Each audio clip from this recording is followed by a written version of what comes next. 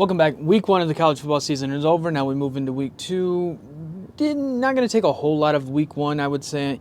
There's a couple things I want to dive into. You can see from the title of this video, I want to dive into Brian Kelly and Dabo Swinney and kind of how their ways in their coaching philosophy right now is kind of hurting them and turning them into dinosaurs pretty much. I'm going to do a week 1 quick cap.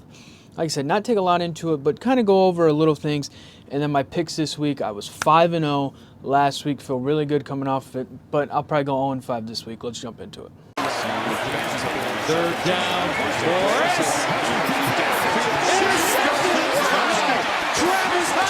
Looking at week 1, like I said, I don't want to put a lot into it. I'm not going to put a lot into it. Georgia's still Georgia with their kind of manhandling of Clemson. I thought Clemson would be a little bit better on offense. Not too much there on the side of the ball, but you could credit that to Georgia's defense, Kirby Smart. I said it last week, Georgia's the new Alabama. It feels like that. It's kind of their SEC to lose. It could be their national championship to lose. It was just interesting to see how they win in that fashion. Looking at Ohio State felt a little different with Chip Kelly on offense. I knew the defense was going to be good. There's bugs flying. I knew the defense was going to be good, but the offense looked pretty good with Will Howard at quarterback, Chip Kelly calling plays, and you kind of got to see some youth and some youngness with Jeremiah Smith and the Ohio State wide receivers. So, they got a team. They're going to be good. It just felt a little different watching them. Oregon and Michigan both struggled. Not going to take much into it.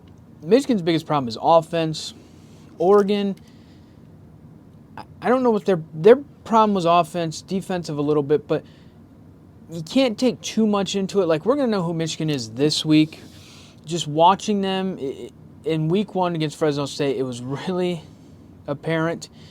Defensive heavy, which I thought that to begin with, but the offense struggled more than I thought. Notre Dame probably got the biggest road win of my lifetime, which is going on 25 years now. Look, the defense is elite. Why can I not say is elite? The defense is elite. Offense still needs to figure some things out. They'll do that as the season goes on. I don't know if some of that was game plan that they had with who they were playing in Texas A&M, but to go into that environment and win that type of game, Notre Dame usually doesn't do that, so it was good as a Notre Dame fan to finally see it happen. And, what is now on the horizon now is you kind of had one of your biggest challenges. Now it's kind of downhill. Figured out. Not going to get too crazy about it, but am excited after getting a big road win.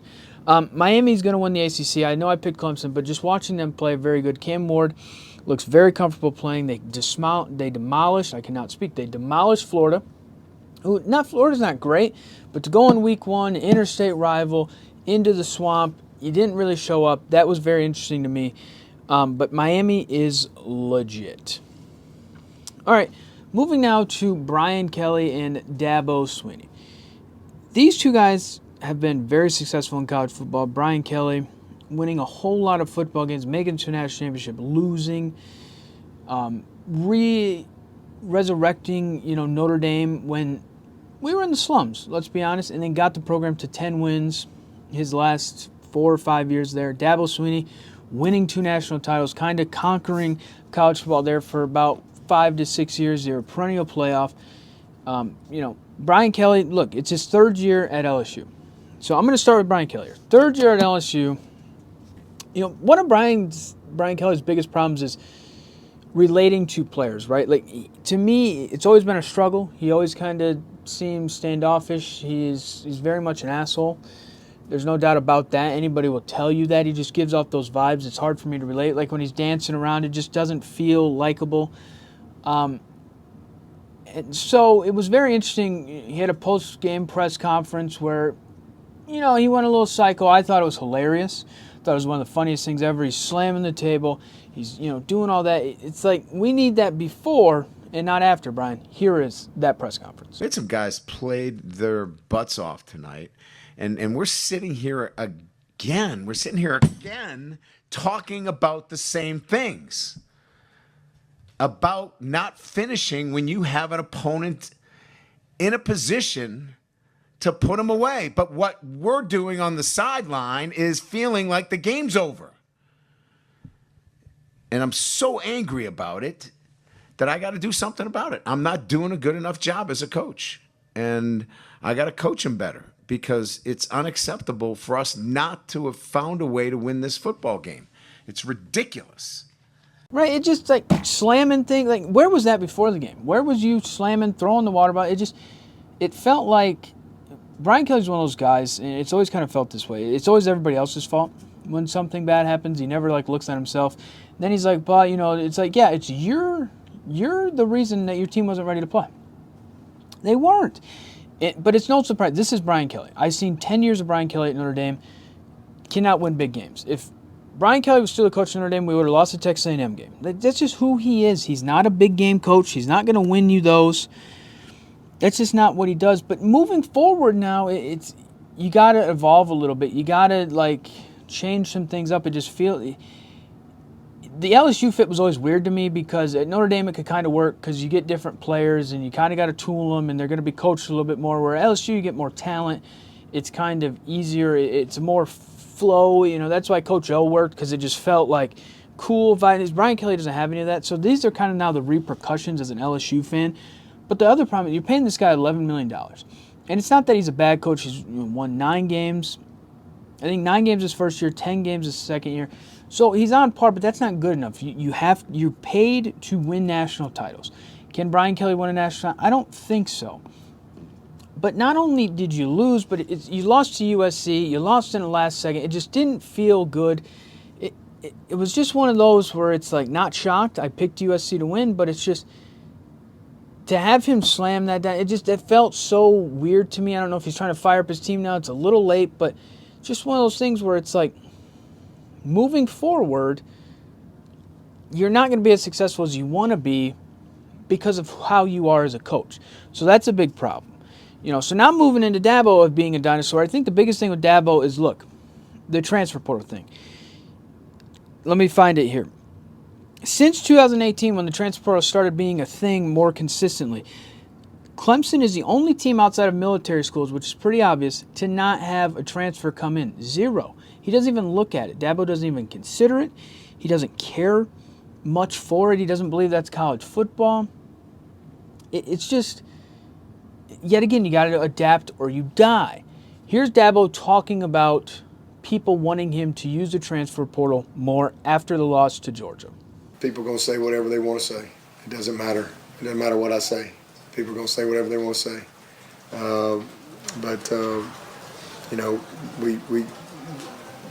We do what's best for Clemson year in and year out. And, people can say, and when you lose like this, they got every right to say whatever they want to say.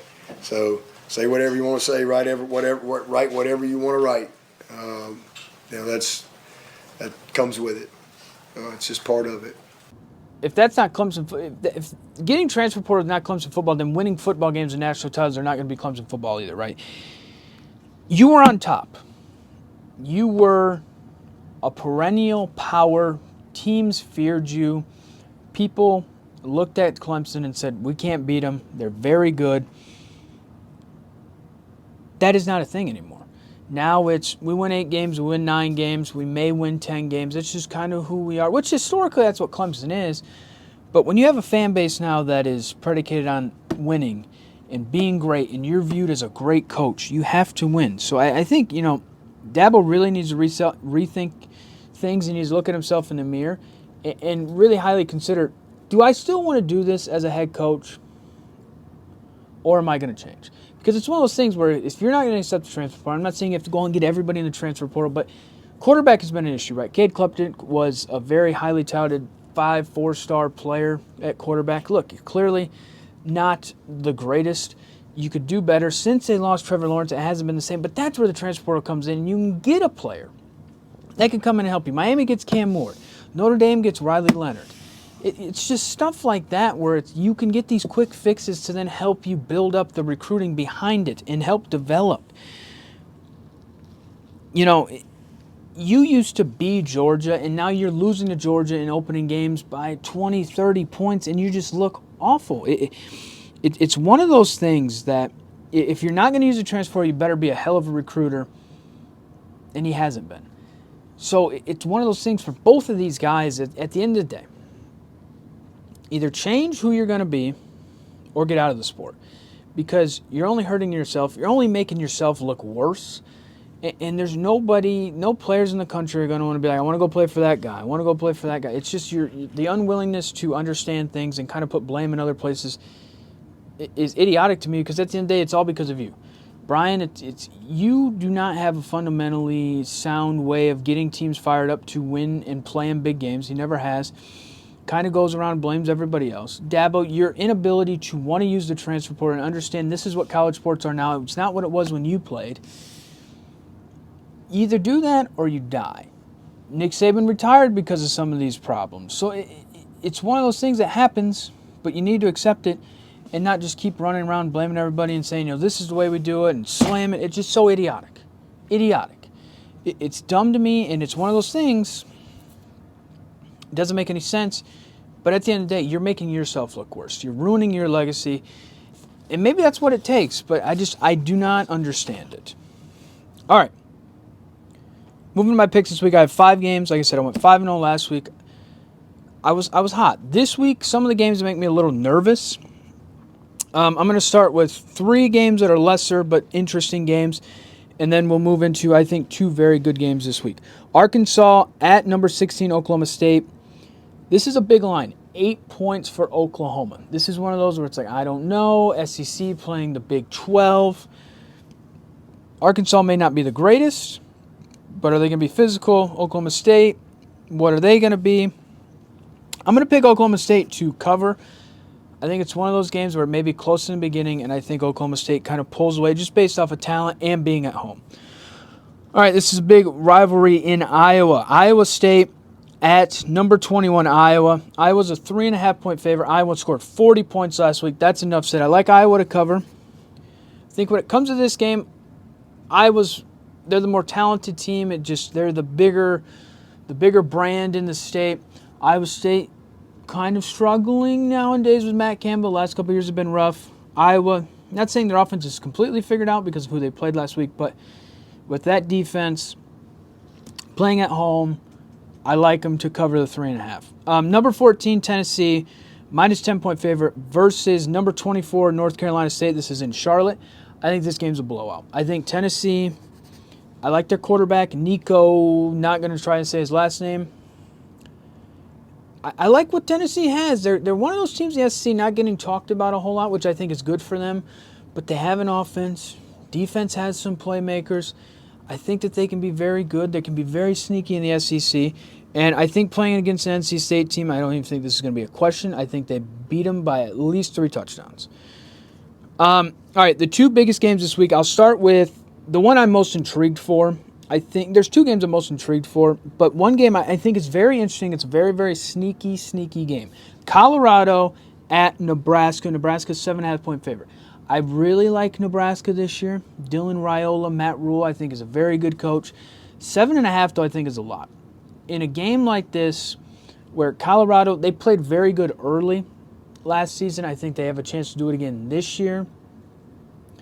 When I look at 7.5, I just don't know about it. Do I think Nebraska's deeper? Yes. Quarterback-wise, I give Colorado the edge. Overall playmaker, I give Colorado the edge. It's just depth, defense, defensive line. I look at Matt Rule as a coach. This is tough. I like Nebraska to win it, but I don't know if 7.5, if they're going to win it by that much, just with a young quarterback, freshman quarterback in his second career game. Under the lights, 7:30 NBC. I like Nebraska to win, but no cover. I think this is 3 points to 7-point game. All right, the biggest game of the weekend, number 3 Texas, minus 7.5-point favorite at number 10 Michigan. Michigan, like I said earlier, did not look great against Fresno State. Offense, garbage. Did it feel like they might have been hiding some things? Yeah, I could have seen that. We don't want to give all our bag of tricks out playing Fresno State, but it looked rough. But defense, Will Johnson, I knew that was going to be good. Thank God they have that. Texas played Colorado State at home. Offense looks good. Defense looks good. I like Texas. This is one of those games where I like Texas to win. Just 7.5 really scares me. But I think at the end of the day, with Michigan's kind of offensive woes a little bit with the offensive line, quarterbacking. I think it's going to be close, but I think Texas pulls away in the fourth quarter just based off of, I think Texas has a little bit more talent. And ultimately, I do think Texas ends up covering in this game. I think it could be like 31-21, where the defense for Michigan only holds them so much, but then they finally break out just because of what they have with Quinn Ewers and stuff. I think Texas is going to maybe struggle to run the ball a little bit, but I think Sark's going to come in with a game plan that's really good. He's going to pinpoint the weaknesses in Michigan's defense, if there is any. I think if this was a night game, I go Michigan. These big noon 12, noon games, I think hurt them a little bit. I like Texas to win. I like them to cover, but towards the end, I think it's going to be tight. I think it's going to be close. I think it's going to be one of the best games of the year. Two prestigious brands, but I like Texas to ultimately end up covering at the end of the day. So that's going to do it for this week. Like I said, I went 5-0 last week. Probably going to go 0-5 this week. Week 2 kind of rolling on. These matchups getting better and better. Big brands playing each other. That's good. We have coaches who are dinosaurs, soon to go extinct. Can't even say that word. Doesn't matter. That's going to do it for this week's video. Thanks for watching.